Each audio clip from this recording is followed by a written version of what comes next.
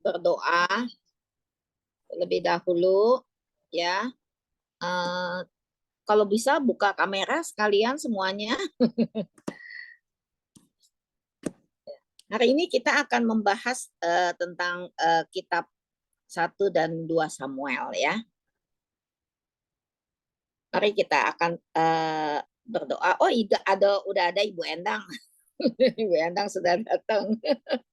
Selamat malam Bu Weni. Ya, malam semuanya malam. Ya, oke. Kita akan berdoa ya terlebih dahulu ya.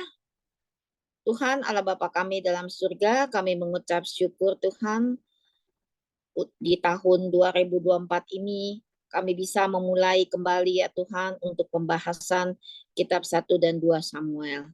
Kami bersyukur Tuhan Engkau mengumpulkan kami di dalam Zoom meeting ini dan biarlah Tuhan berkati setiap kami dapat mengerti isi hati Tuhan melalui firman Tuhan yang akan dibahas, yang akan diterangkan, dijelaskan oleh penginjil Abraham.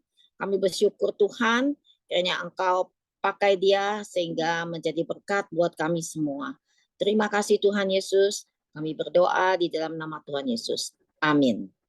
Ya, persilakan penginjil Abraham bisa menjelaskan tentang kitab 1 dan 2 Samuel.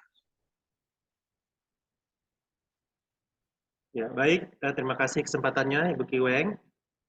Selamat malam Bapak Ibu sekalian. Saat ini kita Selamat malam. Selamat malam. Saat ini kita akan membahas kitab 1 dan 2 Samuel. Saya akan bagikan layar saya. Salah satu yang terkenal dari kisah di dalam kitab 1 Samuel adalah kisah tentang Daud dan Goliat. Tapi saya akan bahas ini lebih lanjut. Nah, rekan-rekan sekalian, bicara tentang yang membuat kisah pertarungan Daud dan Goliat menjadi sesuatu hal yang sangat diingat adalah karena berkaitan dengan ini. Don't judge a book by its cover, kalau dalam bahasa Inggris. Artinya, jangan cepat-cepat menilai sebuah buku hanya dari sampulnya saja.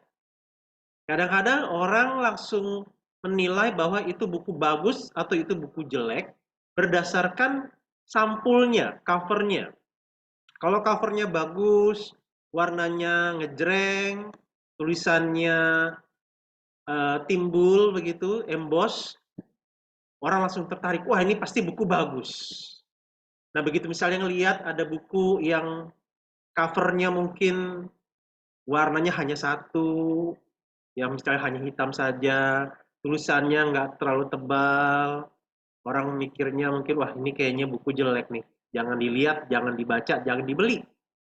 Nah, tetapi pepatah ini mengatakan jangan cepat-cepat menilai sebuah buku hanya dari sampulnya saja.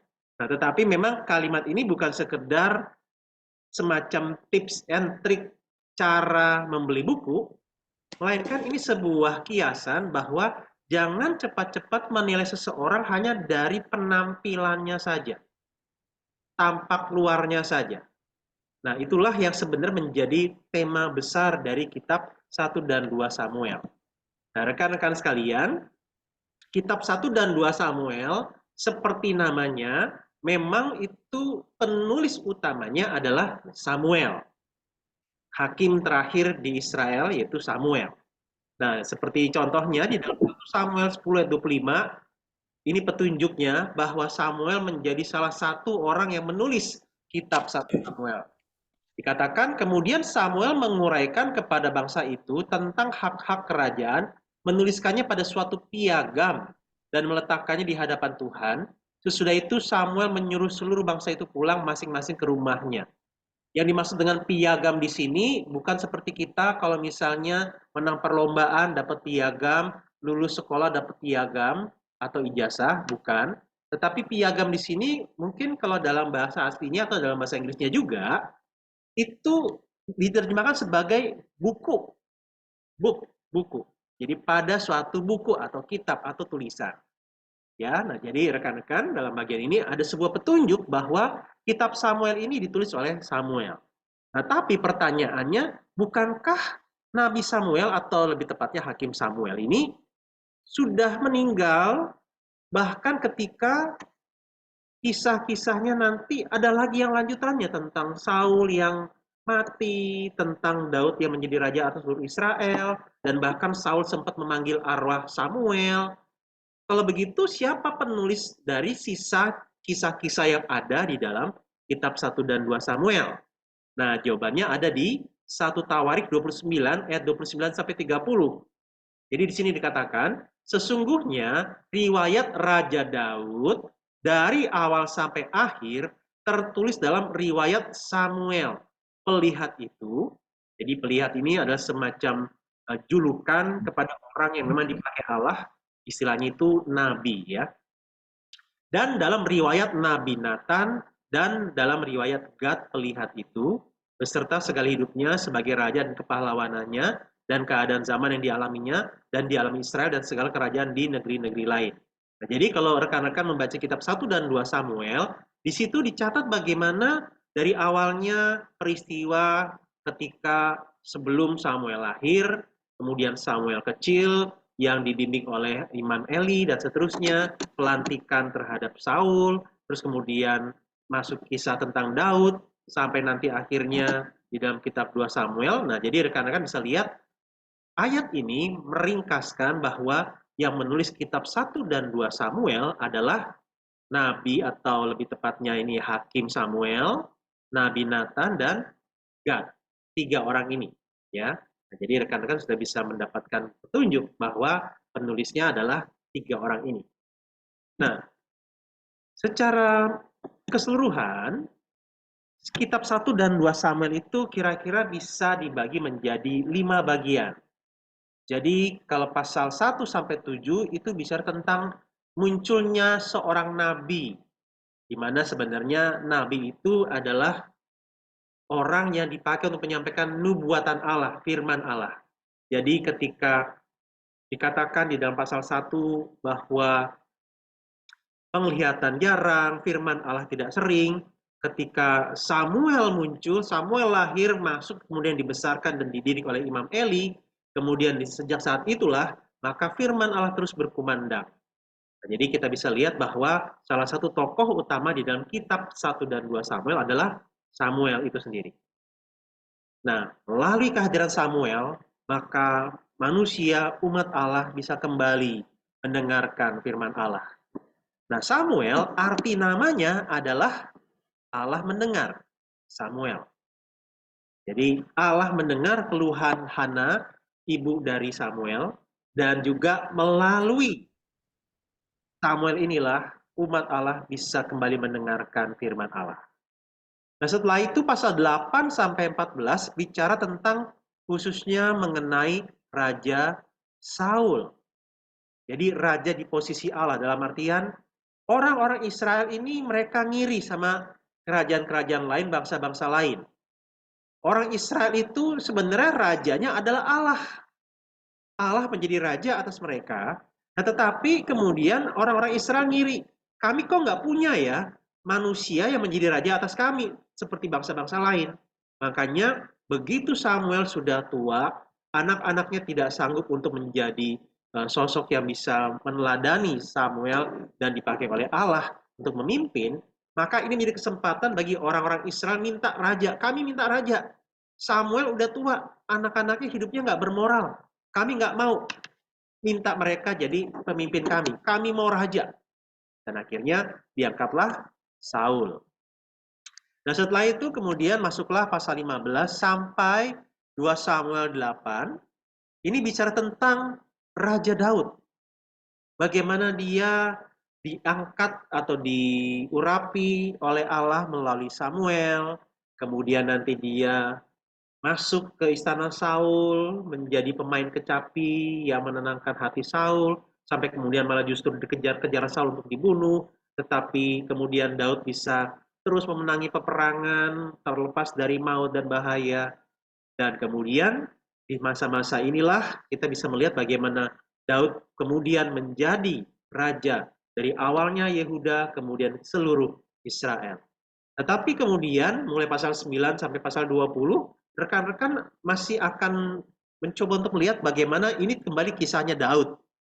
Jadi kisah Daud lebih spesifik mulai dari pasal 15 1 Samuel sampai nanti pasal 24 kitab 2 Samuel.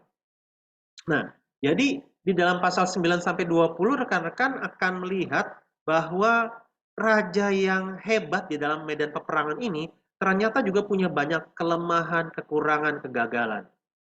Dia yang kemudian bertindak sendirian dan akhirnya membantai banyak orang termasuk perempuan dan anak-anak di beberapa kota dan desa untuk membohongi Raja Akhis. Kemudian dia juga akhirnya salah satu kisah yang paling banyak diingat adalah perzinahannya dengan Batsheba. Dia memaksa Batsheba untuk kemudian memuaskan nafsu seksualnya. Bahkan suaminya Batsheba pun dibunuh di dalam sebuah skenario peperangan. Dan akhirnya ketika dia tidak bisa mendisiplin anaknya Amnon yang memperkosa adik tirinya Tamar, akhirnya kakak dari Tamar membunuh Amnon dan kemudian yaitu Absalom. Absalom kemudian memberontak terhadap Daud dan singkat cerita akhirnya Absalom mati dibunuh oleh Yoab, panglima Daud. Jadi di sini ada bagaimana pendisiplinan yang dilakukan oleh Allah terhadap Raja Daud. Dan kemudian pasal 21 sampai pasal 24 ini bicara tentang Daud yang menjadi raja, memimpin kerajaan Israel di mana dia itu ada di dalam pertolongan dan perlindungan Allah. Jadi pasal 21 sampai 24 menjadi semacam rangkumannya. Nah, jadi rekan-rekan kalau kita bisa lihat di sini kitab 1 dan 2 Samuel bicara tentang 3 tokoh yaitu Saul, Samuel, dan Daud. Nah, yang menjadi tema utamanya adalah kalau kita bisa lihat salah satu tema yang paling kelihatan yaitu di dalam bagian ini. 1 Samuel 16 ayat 7 dikatakan, tetapi berfirmanlah Tuhan kepada Samuel, janganlah pandang parasnya atau perawakan yang tinggi, sebab aku telah menolaknya. Bukan yang dilihat manusia yang dilihat Allah, manusia melihat apa yang di depan mata, tetapi Tuhan melihat hati.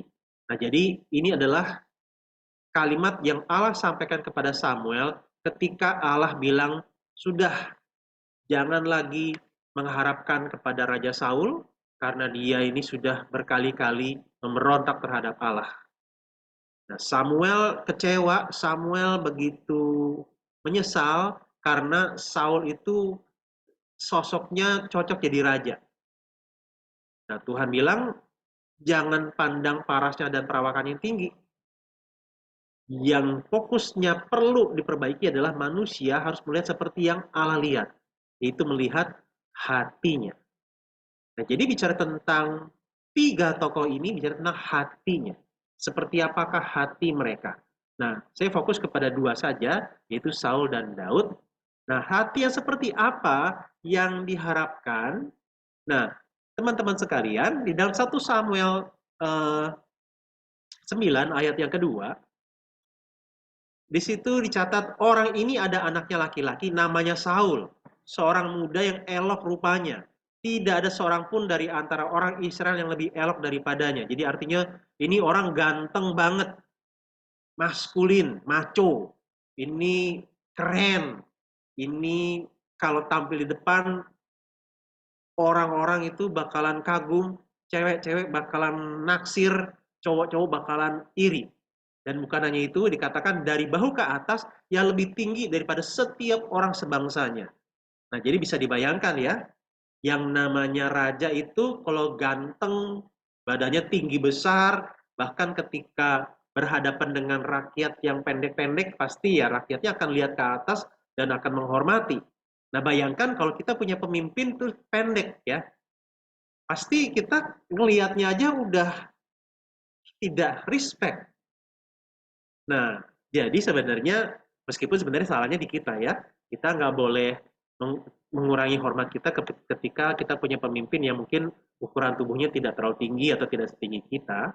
Tetapi maksudnya adalah ini adalah gambaran umum bahwa orang-orang itu kalau punya pemimpin, pengennya itu punya yang fisiknya bagus, keren, oke, elok, bahkan tinggi besar, tegap, percaya diri, mengagumkan. Nah, dia secara fisik seperti ini, menarik, cocok untuk penampilannya itu sebagai seorang pemimpin. Tetapi, kalau kita lihat di dalam beberapa kisahnya, misalnya dalam 1 Samuel 13 ayat 3, dicatat Yonatan di sini anaknya Saul, memukul kalah pasukan pendudukan orang Filistin yang ada di Geba. Dan hal itu terdengar oleh orang Filistin. Karena itu Saul menyuruh meniup sangkakala di seluruh negeri, sebab pikirnya, biarlah orang Ibrani mendengarnya. Nah, apa yang spesial dari ayat ini? Jadi begini rekan-rekan, nanti kalau rekan-rekan mau baca lagi pasal 13 ini, sebenarnya ada 2 rombongan. Ada rombongan pertama yang dipimpin oleh Saul dengan jumlah prajurit waktu itu adalah sekitar 2.000 orang. Dan ada rombongan yang kedua yang dipimpin oleh Yonatan dengan pasukan berjumlah 1.000 orang. Nah, kemudian Yonatan berperang dan memukul kalah pasukan pendudukan Filistin yang di Geba. Nah, ketika Yonatan menang, di sini dicatat Saul menyuruh meniup sangkakala di seluruh negeri, sebab pikirnya biarlah orang Ibrani mendengarnya. Jadi artinya yang menang perang adalah Yonatan, yang tiup sangkakala adalah Saul. Saul menyuruh bentaranya untuk tiup sangkakala di seluruh negeri. Jadi artinya orang-orang Israel pada waktu itu ketika dengar sangkakala ini, yang mereka tahu adalah wah, Raja Saul menang perang atas Filistin. Jadi ibaratnya yang menang siapa? Yang ingin cari popularitas siapa? Yang menang adalah Yonatan, yang kerja keras dan berkarya dan menang adalah Yonatan, tapi yang ingin dapat pujian adalah Saulnya. Dia mau membanggakan diri di atas keberhasilan dan kerja keras anaknya sendiri. Dan nanti kalau rekan-rekan baca pasal 13 ini, akhirnya itu menjadi semacam senjata makan tuan, yaitu apa? Orang-orang Filistin langsung dengan pasukannya, dengan keretanya langsung mengepung, menyerang Saul, sampai akhirnya nanti Saul kelabakan, rakyat pada kabur, dan Saul akhirnya berusaha untuk mendengarkan, meminta Allah memberikan petunjuk, sampai-sampai dia terburu-buru dan membakar korban, padahal sebenarnya harusnya nggak boleh. Raja nggak boleh bakar korban, yang boleh bakar korban adalah imam. Dan akhirnya karena itu terjadi, akhirnya ya Tuhan menolak kerajaannya. Nah itu ya. Tetapi sebenarnya Allah nggak langsung menolak Saul. Jadi Allah masih memberikan kesempatan lagi kepada Saul. Nah di pasal 15 ayat 2 dan 3, beginilah firman Tuhan semesta alam, aku akan membalas apa yang dilakukan orang Amalek kepada orang Israel dan seterusnya. Nah perhatikan, jadi pergilah sekarang, kalahkanlah orang Amalek, tumpaslah segala yang ada padanya, bunuhlah semua, baik itu manusia maupun juga lembu, domba, unta, dan keledai. Jadi kita bisa lihat di sini, Saul diberikan tugas kembali oleh Tuhan untuk membasmi, menumpas orang Amalek beserta dengan ternak mereka. Seperti apa respon Saul? Nah, ayat 9 mencatat, tetapi Saul dan rakyat itu menyelamatkan Agag. Agag di sini adalah raja orang Amalek. Dan kambing domba dan lembu-lembu yang terbaik dan tambun pula, anak domba dan segala yang berharga, tidak mau mereka menumpas semuanya itu. Nah, jadi rekan-rekan, mereka hanya menumpas sebagian orang, tapi rajanya tidak dibunuh. Jadi semacam trofi kemenangan dari Saul, Saul membanggakan dirinya. Dan kemudian hewan-hewan yang bagus-bagus mereka simpen. Nah ini ya permasalahannya. Nah bukan hanya itu, ketika kemudian Allah memberitahu Samuel bahwa Saul melanggar perintah Allah, dia tidak mau menaati Allah sepenuhnya, Allah meminta Samuel untuk ketemu Saul, sehingga di ayat 12 dikatakan, lalu Samuel bangun pagi-pagi untuk bertemu dengan Saul. Tetapi diberitahukan kepada Samuel demikian, Saul telah ke Karmel tadi, dan telah didirikannya baginya suatu tanda peringatan. Kemudian ia balik dan mengambil jurusan ke Gilgal. Nah jadi saudara, kita kembali bisa melihat bahwa kemenangan Saul atas orang Amalek yang berhasil dia lakukan, dia nodai dengan tidak menumpas semua orang Amalek dan ternak-ternaknya. Dan bukan hanya itu, Saul mendirikan baginya sebuah tanda peringatan. Tanda peringatan di sini maksudnya itu monumen. Jadi sebuah monumen bagi dirinya agar orang tahu ini adalah hasil kemenangan Saul atas Amalek. Jadi Saul itu pengen banget dikenali, pengen banget jadi populer, pengen banget menjadi yang terkenal, pengen banget orang tuh begitu mengagumi dia. Jadi orang ini sangat gila hormat, gila popularitas. Nah, akhirnya ketika Samuel ketemu dengan Saul, Samuel di sini ya kita lihat di ayat 13, Saul berkata kepadanya, "Diberkatilah kiranya engkau oleh Tuhan, aku telah melaksanakan firman Tuhan." Jadi Saul pura-pura melakukan hal yang umum, pura-pura semua baik-baik aja, dia menyembunyikan apa yang menjadi pelanggaran dia. Ayat 14, tetapi kata Samuel, kalau begitu apakah bunyi kambing domba yang sampai ke telingaku dan bunyi lembu-lembu yang kudengar itu? Nah, jadi saudara bisa bayangkan ya, Saul bilang, aku telah melaksanakan firman Tuhan, di mana orang Amalek sudah saya tumpas, ternak-ternaknya sudah saya bunuh. Tahu-tahu Samuel bilang, lah itu bunyi kambing domba dan lembu apaan tuh? Berarti waktu pas Saul ngomong, kambing domba yang mereka sudah simpan itu ya pada teriak juga, bo ya. Akhirnya ya udah, jelas-jelas Saul nggak bisa menutup-nutupi pelanggarannya. Saul bilang telah melakukan semua firman Tuhan sesuai dengan yang diinstruksikan, ternyata hasil jarahannya malah pada bilang, enggak, gitu ya, dengan suara kambing dan lembunya ya. Nah, ketika Samuel bilang seperti tadi, kalau begitu apa itu bunyi ternak-ternak yang pada saya dengar? Jawab Saul, semuanya itu dibawa daripada orang Amalek. Perhatikan, sebab rakyat menyelamatkan kambing domba dan lembu-lembu yang terbaik dengan maksud untuk mempersembahkan korban kepada Tuhan Allahmu. Tetapi selebihnya telah kami tumpas. Nah, jadi saudara bisa bayangkan, dia bilang rakyat menyelamatkan kambing domba dan lembu yang terbaik. Jadi Saul mau cuci tangan, Saul mau menyelamatkan dirinya, Saul menyalahkan rakyat. Bahwa kalau ada kambing domba dan lembu itu yang lagi ngembik dan melenguh itu bukan Saul yang nyimpen, tetapi rakyat. Nah, kalau kayak begini kalimatnya, berarti ini adalah sebuah kalimat yang semakin membuat orang malah tidak respect sama Saul.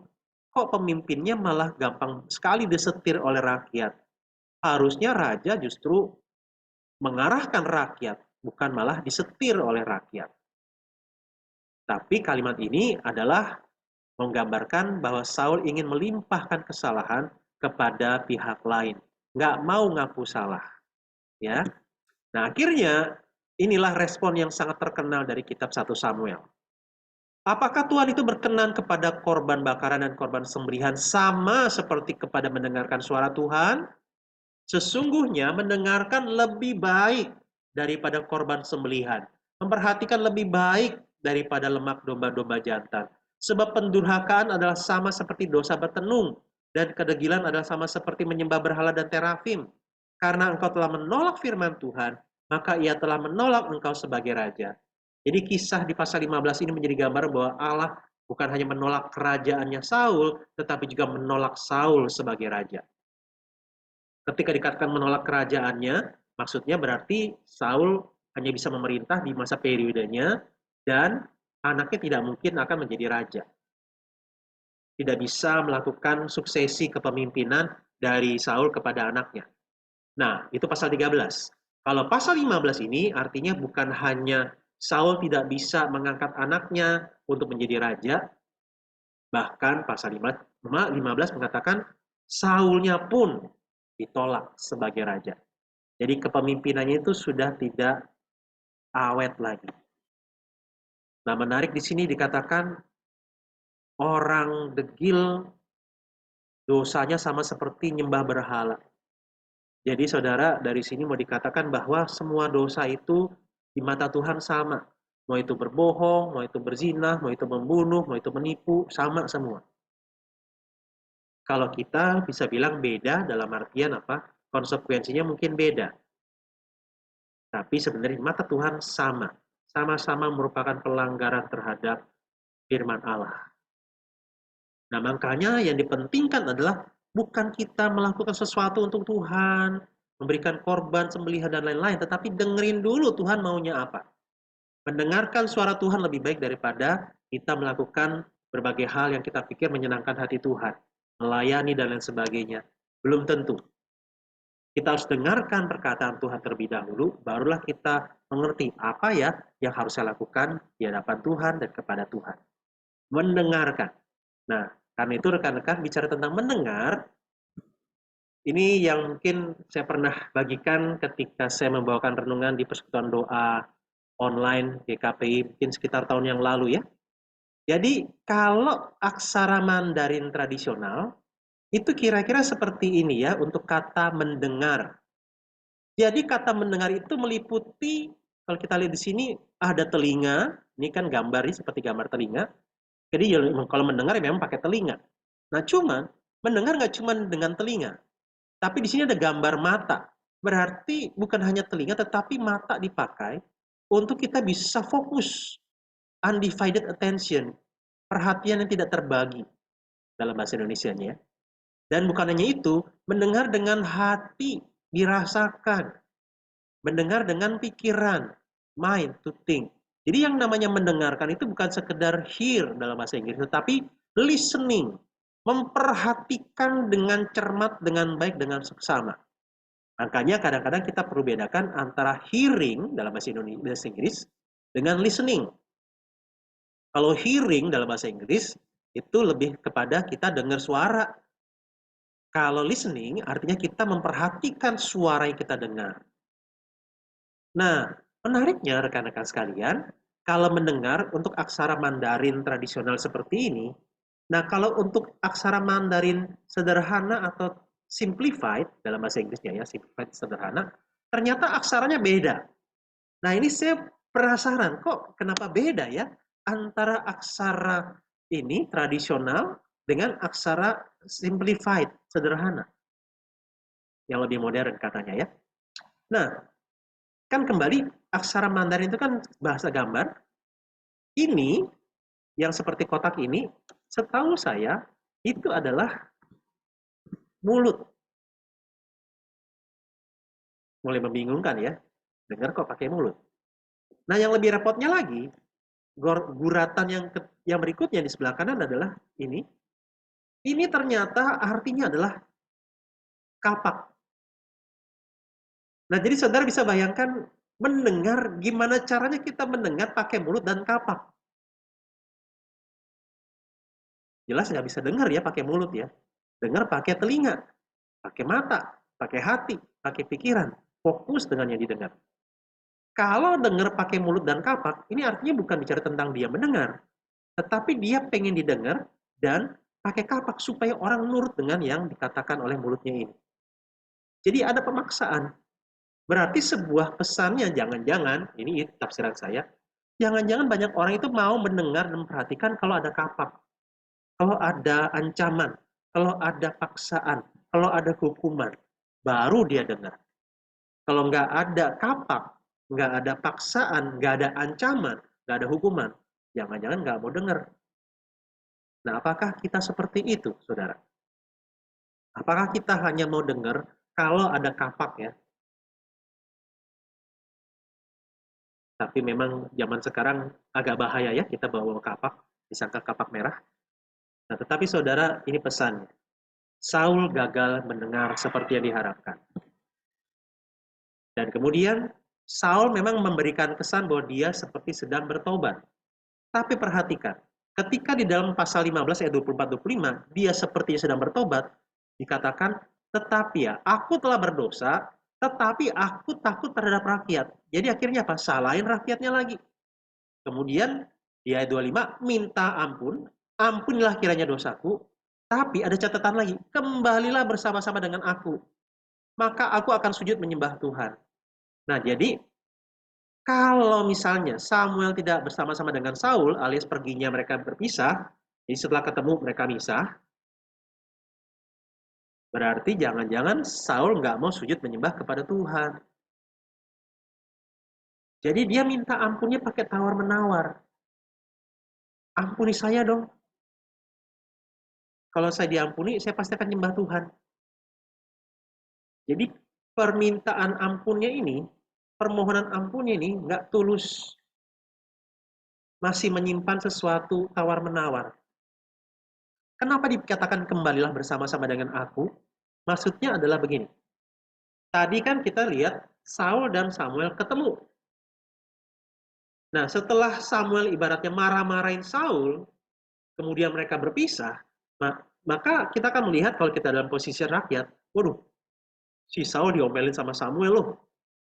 Samuelnya udah nolak dia nih, udah nggak mau deketin si Saul lagi. Nah, berarti kan bicara tentang Saul akan kehilangan respect di hadapan rakyat. Nah, ketika bilang kembalilah bersama-sama dengan aku, memberikan sebuah pesan bahwa Saul dan Samuel bisa berjalan bersama. Nggak ada masalah dengan di antara mereka. Semua udah damai, sudah baik-baik saja.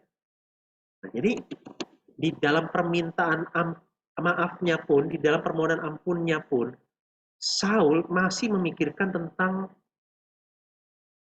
harga dirinya, tentang penilaian terhadap dirinya.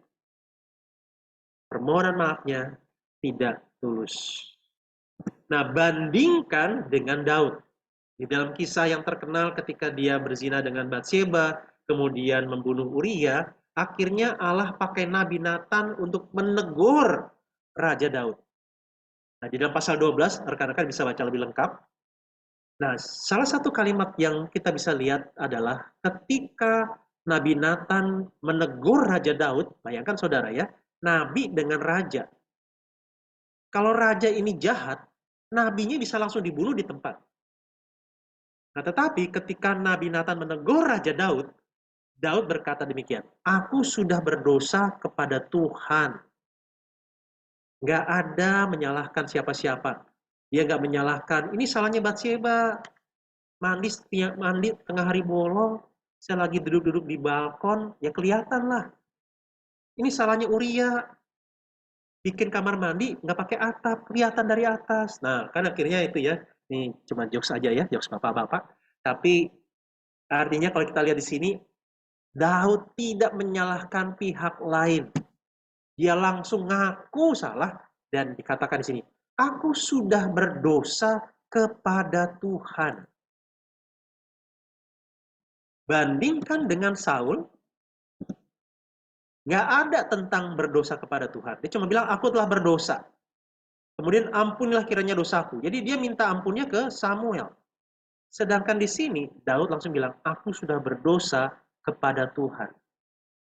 Di balik pelanggaran-pelanggaran Daud yang sangat jahat dan kejam terhadap sesama, baik atas Batseba maupun Uria, Daud bilang, di belakangnya adalah dosa kepada Tuhan.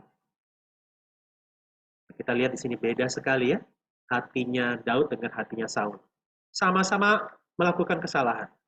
Kita memang juga pasti bisa melakukan kesalahan. Nah, ketika sama-sama ditegur, dan ini satu hal yang baik dari Tuhan, Tuhan mau menegur kesalahan kita, yang satu minta maafnya tidak tulus, yang satu sungguh-sungguh menyesal. Nah, tapi memang ketika ada pengampunan, Tuhan telah menjauhkan dosamu itu, engkau tidak akan mati. Ayat 14, walaupun demikian, karena engkau dengan perbuatan ini telah menista Tuhan, pastilah anak yang lahir bagimu itu akan mati. Maksudnya adalah, di balik pengampunan harus ada keadilan. Hukuman harus tetap jalan, Daud tidak mati, tetapi anaknya yang menggantikannya. Anaknya akan mati. Sehingga anak pertama dari Daud dan Batseba akan mati, menggantikan Daud. Jadi mati ketika baru lahir. Nah, inilah keindahan dari kasih dan pengampunan Allah. Ketika Daud jatuh dalam dosa, dia harusnya mati, tetapi akhirnya anaknya lah yang menggantikan dia. Nah, tetapi kalau kita berdosa, kita harusnya mati. Akhirnya ada seorang anak yang mati demi kita. Dan anak itu adalah anak Allah, yaitu Kristus. Kiranya kisah ini membuat kita lebih bersyukur dan terharu bahwa demi kita yang berdosa ini diampuni, harus ada pribadi yang mati untuk kita, yaitu Kristus. Nah, jadi teman-teman sekalian, saya tutup ringkasan saya tentang kitab 1 dan 2 Samuel dengan ini. Mazmur 139. Mazmur 139 ini kalau nanti rekan-rekan baca mulai dari ayat 1-nya, ini dikatakan ya untuk Daud ataupun oleh Daud, ya Mazmur Daud. Jadi ada kemungkinan bahwa Mazmur 139 adalah tulisan Raja Daud. Nah di ayat 23-24 dikatakan, selidikilah aku ya Allah dan kenalah hatiku. Ujilah aku dan kenalah pikiran-pikiranku. Lihatlah apakah jalanku serong dan tuntunlah aku di jalan yang kekal. Kiranya doa ini menjadi doa kita. Kita hatinya mudah sekali serong. Kita bisa menipu orang lain. Kita bisa membohongi orang lain dengan penampilan kita, dengan tutur kata kita, baik di tengah-tengah keluarga, maupun di dalam studi ataupun pekerjaan dan relasi, dan bahkan mungkin bisa jadi di dalam komunitas Kristiani kita pun, tidak jarang kita ataupun orang-orang di sekitar kita menampilkan hal-hal yang palsu, atau mungkin berusaha untuk membohongi kita. Nah, di tengah-tengah godaan yang kita bisa alami, kiranya doa Daud ini, Mazmur Daud ini juga menjadi doa kita. Agar Allah terus-menerus menyelidiki hati kita, seperti pujian itu ya. Selidiki aku, lihat hatiku, apakah ku sungguh mengasihi Yesus. Nah, kiranya pujian tadi juga menjadi doa kita. Agar Tuhan yang terus menguji hati kita, apakah kita sungguh-sungguh mengasihi Yesus. Dan ketika Allah selesai menguji kita, kiranya kita belajar untuk setia kepadanya di tengah-tengah kita yang masih bisa jatuh dan gagal. Kiranya materi ini bisa menyemangati kita, menolong kita di dalam refleksi terhadap pembacaan Alkitab kita, khususnya 1 dan 2 Samuel. Sekian presentasi saya.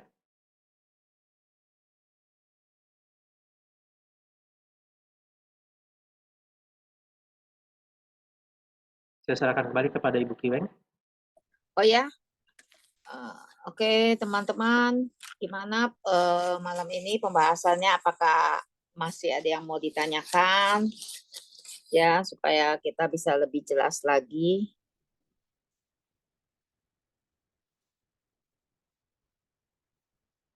Mau foto dulu? Oh, kita foto dulu kalau gitu ya.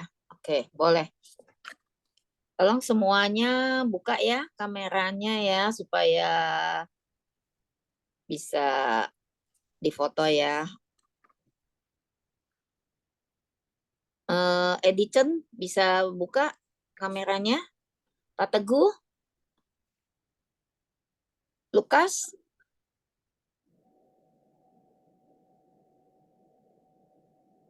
Riani, Cece, Syoklien, Ibu Mariana, Supardi, tolong semua dibuka.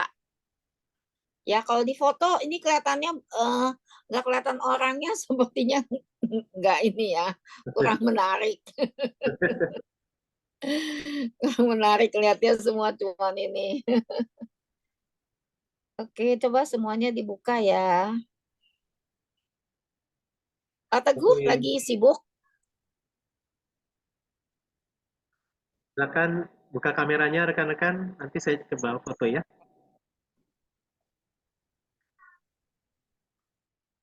Ya, Bu tolong Cici dibuka lagi. Bu Cici lagi di jalan ya?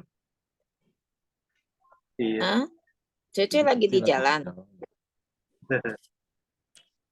iya. Oke, foto aja Pak. Oke, silakan. Ini Lukas mau buka. Ibu Mariana, Pak Teguh. Waduh, maaf keluar ya. Oh, malah keluar. Hmm? Oke, siap ya. Ya, oke Siap. deh. Berapa aja deh yang buka kamera. Oke, siap. 1, Ya. 2, 3. 1, 2, 3. Oke. Terima kasih Oke. Sudah Pak. rekan-rekan. Terima kasih. Ya. Oke, Musa boleh dilanjut. Maksudnya Ci? Ya, Musa mau ini, mau jadi host, silakan langsung. Nggak apa-apa lah, Ci. Terusin aja, dikit lagi. Udah mau selesai.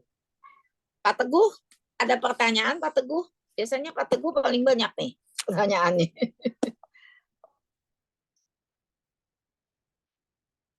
Bu Endang, Edison. Baik, Bu Weni, saya mau bertanya. Oke. Pak Abraham membaca kitab Samuel ya. Di situ banyak sekali dialog antara para nabi-nabi ini dengan seolah di dalam tulisan itu mereka gampang banget sih datang kepada Tuhan lalu mendapatkan jawaban, sehingga apa yang menjadi jawaban Tuhan itu mereka segera bisa melakukannya.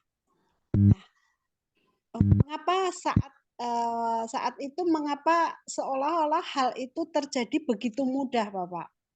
Sementara saat ini kalau kita di dalam pergumulan hidup kita mencari jawaban Tuhan itu rasanya sulit sekali begitu. Kadang kita nggak ngerti, kita dibatasi oleh waktu, sementara kita belum mendapat jawaban dari Tuhan lah. Mengapa kok saat itu seolah-olah komunikasi mereka dengan Tuhan itu gampang, sementara saat sekarang ini menurut pengalaman pribadi saya ya, kalau sedang bergumul dengan persoalan kita mencari jawab Tuhan itu kadang nggak ngerti atau malah sering salah. Jadi apa yang kita putuskan, apa yang kita lakukan itu akhirnya tidak seperti kehendak Tuhan. Karena apa? Karena ujung-ujungnya tidak membawakan sukacita. Mengapa hal itu terjadi, Pak? Itu yang pertama. Kemudian yang kedua, nah, sehubungan dengan rame-ramenya pemilu sekarang ini ya, ada politik dinasti gitu ya. Jadi politik dinasti itu sudah ada sejak dulu ya Pak ya. Kan di situ di Alkitab juga dikatakan bahwa beranak itu keturunan mereka yang menjadi raja-raja gitu. Sementara saat ini kalau politik dinasti itu kan dikecam katakanlah seperti dihindari, tidak bisa karena memang terbentur dengan peraturan-peraturan lah itu. Hal apa kira-kira yang mendasari hal ini terjadi? Itu Pak Abraham, terima kasih.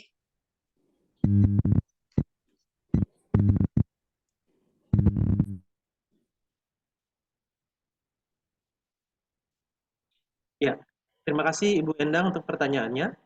Jadi untuk yang pertama tadi tentang bagaimana kita bisa mendengar suara Tuhan dan kok kayaknya di zaman dulu lebih enak, lebih mudah, lebih jelas. Ya, memang zaman itu lebih mudah dalam arti bahwa Allah memang berbicara langsung kepada umat melalui nabi-nabinya. Nah, gimana kita bisa mendapatkan jawaban ataupun mendengarkan suara Tuhan secara umum adalah melalui Alkitab. Karena Alkitab merupakan firman Allah yang tertulis di mana melalui Alkitab itulah kita bisa mendengarkan suara Allah. Allah memakai nabi-nabinya dan juga rasul-rasulnya untuk menyampaikan firman-Nya, perkataan kepada umat Allah. Nah, jadi itu dulu bahwa kita tetap bisa mendengarkan suara Allah melalui Alkitab yang kita baca. Nah, tapi memang pertanyaan yang kedua, kok zaman dulu lebih gampang ya dibanding dengan zaman sekarang? Ya, benar. Karena memang zaman itu lebih mudah di mana Allah langsung berbicara kepada orang yang mau dia jumpai ataupun umat yang mau dia temui. Nah, firman Allah ini kalau kita pelajari di zaman sekarang, jelas ibaratnya begini.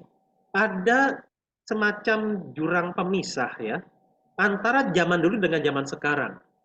Misalnya apa? Faktor budaya yang ada di dalam dunia Alkitab zaman itu. Yang berbeda dengan zaman sekarang. Budayanya budaya Timur Tengah. Budayanya kalau perjanjian baru itu budaya Yunani. Nah, kalau kita budayanya beda-beda. Kemudian faktor geografis. Lingkungan di zaman tersebut dan di daerah tersebut, daerah Timur Tengah beda dengan di Indonesia. Itu mempengaruhi juga.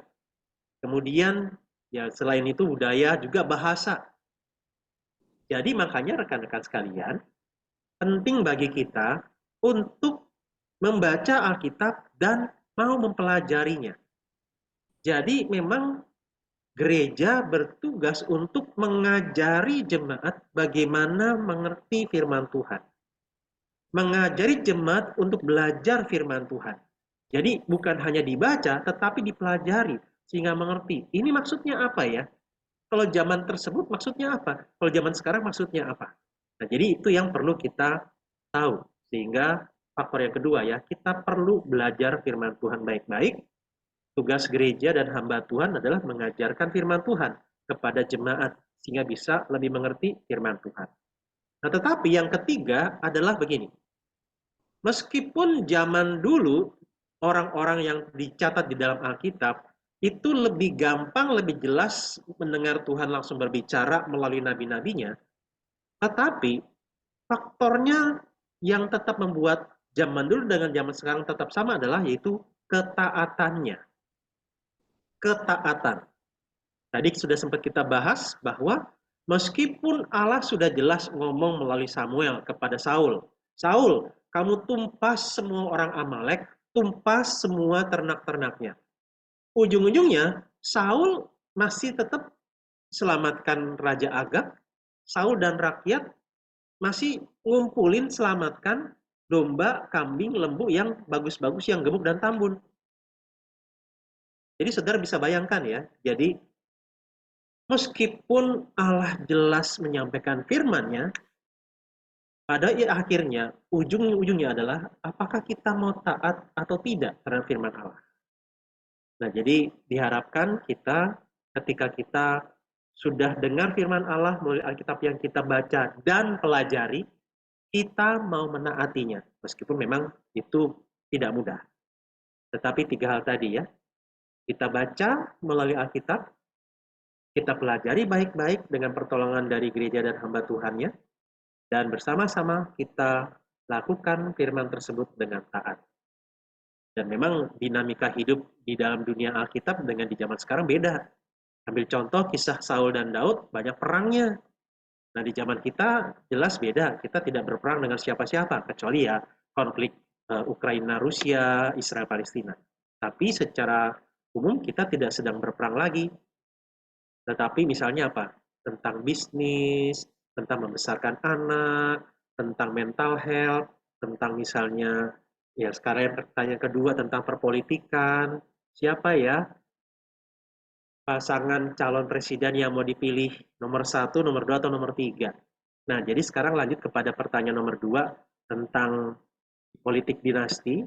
Jadi politik dinasti ini baik di Indonesia ataupun juga di daerah-daerah atau negara-negara lain sebenarnya banyak sekali juga terjadi.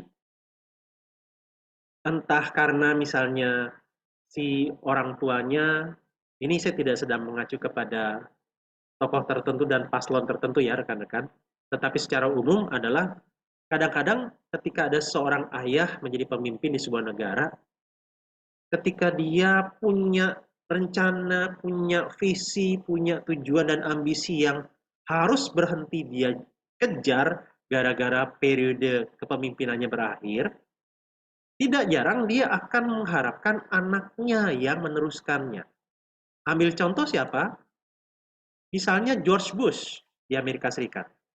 Ketika George Bush akhirnya dia sudah tidak lagi menjadi presiden di Amerika Serikat, beberapa periode berikutnya muncullah anaknya, makanya disebutnya George W. Bush. George W. Bush. Kenapa dikasih W? Supaya orang bisa tahu perbedaannya bahwa dia ini anaknya George Bush senior.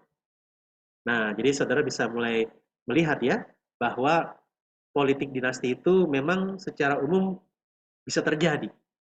Nah, tapi memang kalau di beberapa negara yang bentuk pemerintahannya itu republik, itu memang lebih sulit untuk bisa politik dinasti. Kalau negara-negaranya sistem pemerintahnya itu kerajaan, Mereka itu lebih memudahkan ya, monarki ya, kepemimpinannya itu raja. Jadi ya udah, misalnya Ratu Elizabeth, maka yang menjadi pemimpinnya adalah ya anaknya. Atau misalnya ini sekarang kan Pangeran Charles ya, yang menjadi pemimpin. Nah cuma memang kalau Inggris itu ada dua jenis kepemimpinan. Ada raja, ada perdana menteri. Nah jadi rekan-rekan, ini satu contoh saja, pada intinya bahwa banyak pemerintahan negara-negara yang bentuknya kerajaan memang biasanya ada politik dinasti. Ayah akan meneruskan kepemimpinan kepada anak. Tinggal nanti pertanyaannya, apakah dia akan bisa melanggengkan keturunannya untuk jadi raja? Belum tentu. Bisa jadi misalnya ada kelompok lain yang berusaha untuk mengalahkan. Jadi raja, kemudian anaknya dia yang menggantikan dia, dan seterusnya. Nah, jadi memang politik dinasti ini hal yang umum. Nah, tapi apakah Tuhan berkenan atas politik dinasti? Belum tentu. Kalau di dalam kitab 1 dan 2 Samuel, yang membuat politik dinasti itu diperkenankan Allah karena Daudnya. Allah berkenan terhadap Daud. Sehingga nanti dari Daud, kemudian Salomo, kemudian ya Salomo gagal, dia mencintai istri-istrinya yang adalah orang-orang asing penyembah berhala. Akhirnya Salomo ikut menyimpangkan imannya dia juga, jadi tanda kutip murtad. Akhirnya anaknya itu Rehabeam gagal menjadi raja yang baik, dan singkat cerita, tapi tetap keturunan Daud ini bisa terus terpelihara, sampai akhirnya melalui keturunan Daud inilah Allah menghadirkan sang juru selamat, yaitu Yesus. Nah tapi, kepemimpinan monarki ini juga belum tentu diperkenan Allah. Contohnya adalah di dalam nanti yang kita akan pelajari dalam kitab 1 Raja-Raja. Jadi setelah Salomo mati, Israel pecah dua, ada Raja Rehabeam, ada Yerobeam. Ini bukan kakak adik ya rekan-rekan. Nah, Yerobeam ini adalah orang non-Yehuda yang kemudian memberontak terhadap pemerintahan Rehabeam, meskipun sebelumnya sudah memberontak di masa Salomo. Nah, kemudian Yerobeam ini ya seperti itu tadi, dinasti juga. Anaknya, kemudian cucunya, cicitnya, buyutnya, dan seterusnya. Tapi Allah nggak berkenan sama kepemimpinan monarki yang seperti ini. Nah, jadi politik dinasti ini bisa baik, bisa juga jahat. Jahat tergantung dari orangnya. Apakah ini orang benar apa enggak? Hanya sekedar pengen kuasa, pengen mendapatkan manfaatnya saja, atau memang dia pengen mensejahterakan rakyat. Nah, jadi itu yang perlu kita perhatikan, bahwa lihat orangnya, bukan sekedar dia berasal dari anaknya siapa. Kalau memang orangnya bagus, orangnya peduli dengan kesejahteraan rakyat, berani memperjuangkan keadilan, nggak takut dengan yang kelompok-kelompok yang jahat, nah ini bisa kita pilih sebagai pemimpin. Gitu. Jadi semoga ini bisa membantu kita juga. Jadi rekan-rekan sekalian, ya untuk bulan depan tanggal 14 Februari ketika banyak anak muda merayakan Hari Kasih Sayang, kita juga coba merayakan Hari Kasih Sayang kita terhadap bangsa dan negara, pilih paslonnya yang terbaik ya, di antara 1, 2, dan 3. Oke, semoga bisa membantu untuk menjawab pertanyaan Ibu Endang. Ya, terima kasih Pak Braham. Ya, ayo teman-teman yang lain. Pak Teguh, Edi, Herianto, ayo jangan malu-malu. Kalau nggak ada yang mau lagi, saya tutup. Ayo, kesempatan ini. Herianto.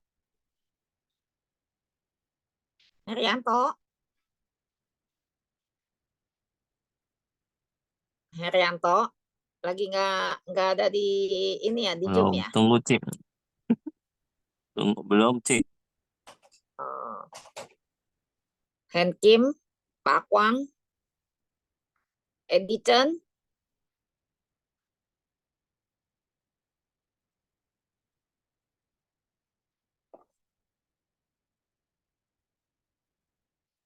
Musa. Ya, ini mungkin kalau nggak ada yang nanya, mungkin saya sedikit mengulas aja ya.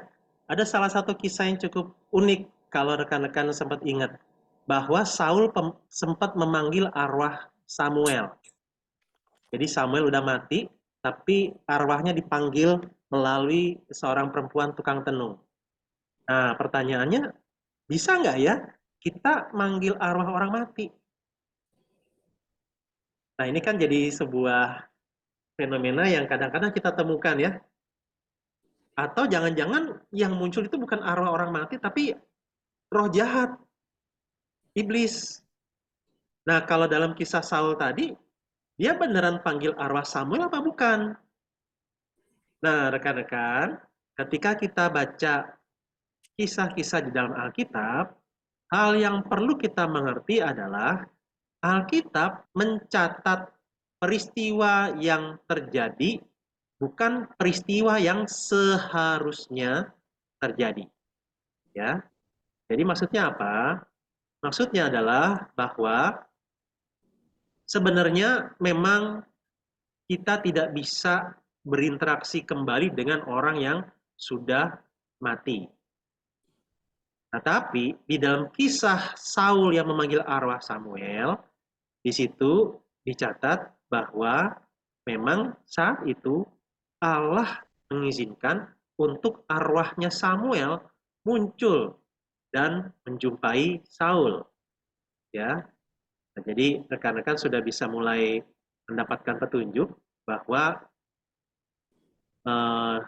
yang namanya memanggil arwah itu secara umum tidak bisa, ya, secara umum tidak bisa.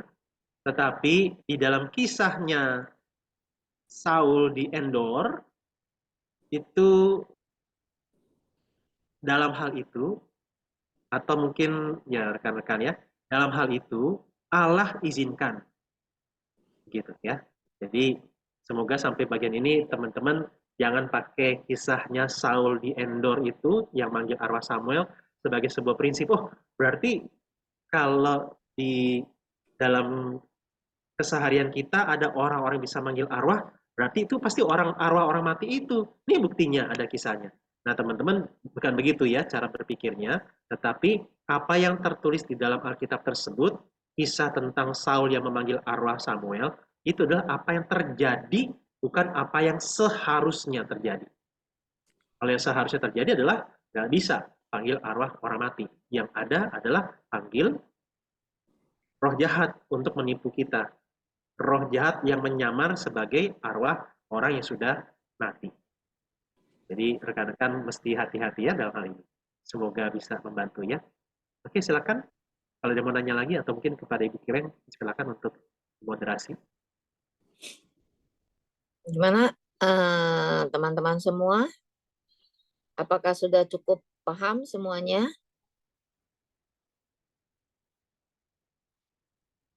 Ayo dong kasih jawaban dong, ditanya pada diam semua. Sudah.